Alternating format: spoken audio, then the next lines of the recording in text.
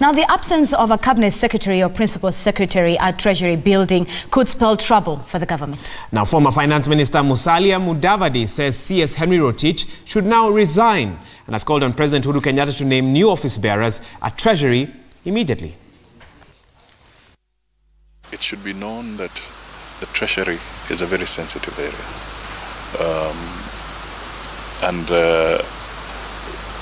The cabinet secretary there is like an executive cabinet secretary.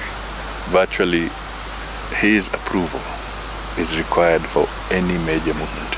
Remember, Treasury is the shareholder of the Kenyan public in any institution. For instance, if it is a parastatal, why does Treasury have a board member sitting on that Treasury? Because on that parastatal?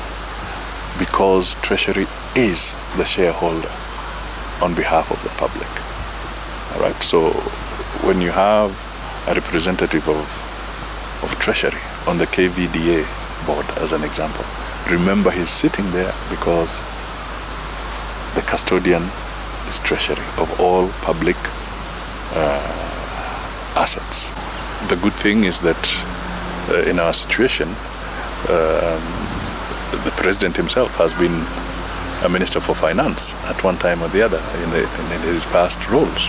So I'm sure he knows that you cannot have a vacuum at the Treasury. And one would expect that either within a few hours he will be, if the others are not out of the way, you know, assuming that they follow the law, and what he said he would like them to do, that is to step aside, then he'll just have a few hours to nominate somebody to act in that portfolio if he's among the existing cabinet secretaries.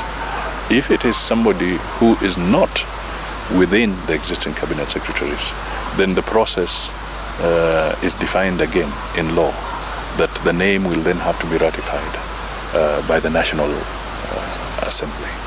To be a cabinet secretary for finance or minister for treasury, it doesn't mean that you have to be somebody who is an accountant or anything like that. I have known cabinet secretaries in other parts of the world who are lawyers, but they end up handling the docket